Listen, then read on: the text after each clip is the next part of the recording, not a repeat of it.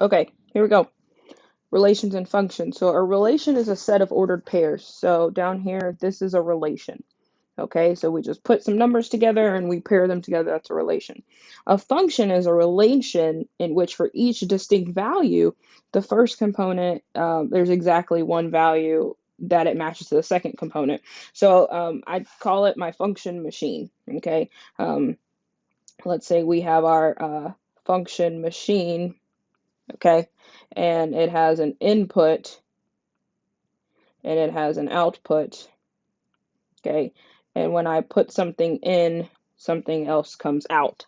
Okay, so sometimes you can see these as like mapping diagrams. So you have one, two, three, A, B, and for every input, there is an output. So that's a function. Okay, so in order for a relation to be a function, um, your x's cannot repeat. Okay, x's cannot repeat. Now, the y's can repeat all they want for a function, but the x's cannot repeat. So let's look at A. Is this a function? Well, we got 0, -1, -1. Oh, okay. The x's repeat. So not a function. It's a relation, but it's not a function. Okay, so x's cannot repeat in a function. Okay, let's look at this one. 5, 5, 6, 7. Good. 4, 4, 4. Hey, all we have to do is check the x's, so this is a function. Okay. Relations can be shown in many different ways, okay? They can be a set of ordered pairs, they can be a map, they can be a table, they can be a graph, they can be a rule, okay? In the equation y equals 2x, which that's a rule, the value of y depends on x, okay? Thus, the variable y is dependent, while the variable x is your independent variable, okay? So, every relation, for every relation defined by a set of ordered pairs, x, y, there's two important sets of elements. The set of all values independent variables called the domain.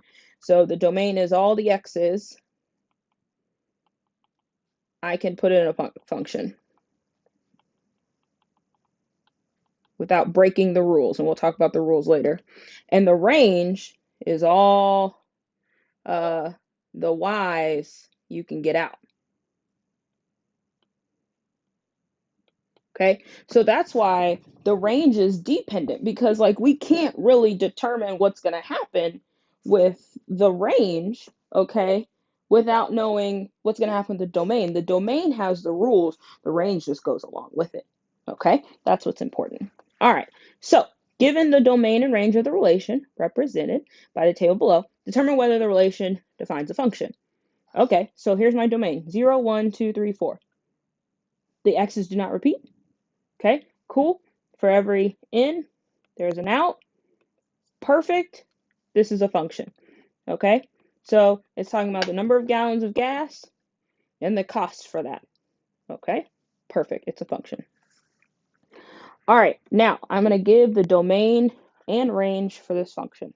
So when I'm looking at a graph and I'm looking for domain, so domain's all the x's. So I'm going to look across uh the x here. Okay, I'm going to look for the domain. Well, there's little arrows here. Okay, so the x stretches in all directions. Okay, it doesn't stop. So it's going from negative infinity out here to positive infinity. Okay, so my domain is all real numbers, or negative infinity to positive infinity. Now with range, I figure out where my function caps out, or tops out, or bottoms out. So if I look at this function, it tops out, right? Okay, so that means I got to start at the bottom. So my range is going to be, so it keeps going and going and going, so it's going to start at negative infinity, and it's going to top out at 4. Okay, so that's how you do it reading a graph. So this is reading a graph. All right, okay, so we can determine, so we've determined if something's a function by looking at like the coordinates, right? But what if we're given a graph and they're like, hey, is this a function? Well, we have something called the vertical line test, okay? And we can determine if something's a function by drawing a vertical line, and if when we draw that vertical line we don't touch the function more than once, or touch the relation more than once, it's a function.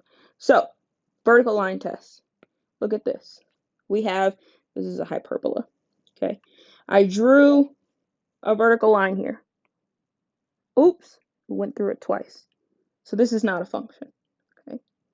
Now if I look over here, I drew a line through it, my absolute value, it only went through it once, so it's a function. So the vertical line test uses a graph to determine whether something is a function or not, okay? So let's do this one. Vertical line test.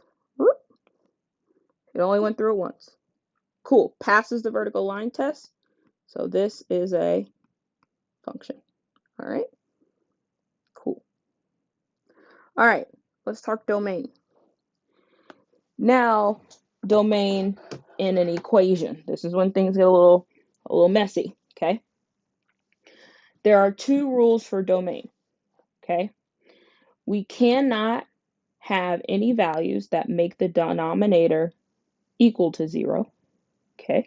I call that my exclusion principle, okay? We exclude anything in the domain that makes the denominator 0, okay? Now we also exclude anything that results in a negative number in an even root, okay? So, but when we deal with roots, I call that the inclusion principle, but I will show you that in a second. So, here we go, domain. Oh, maybe I should add something here, 3. Polynomials domain is always negative infinity to infinity. So if it doesn't have a square root or even root or a fraction, it's all real numbers, okay? So let's look at A. Does it have a root or a fraction? No. So my domain is automatically negative infinity to infinity. Done. Okay? All right. B. Okay. I have a root, an even root because this is 2. Roots follow what I call the inclusion principle. When I figure out the domain, it's actually going to tell me what I am allowed to put under the root. So anytime you see a root, what you're going to do is set the inside greater than or equal to 0, as long as it isn't in a denominator. Okay, so here we go. We're going to do 5x minus 6 greater than or equal to 0, and then we're going to solve. So 5x is greater than or equal to 6, and x is greater than or equal to 6/5.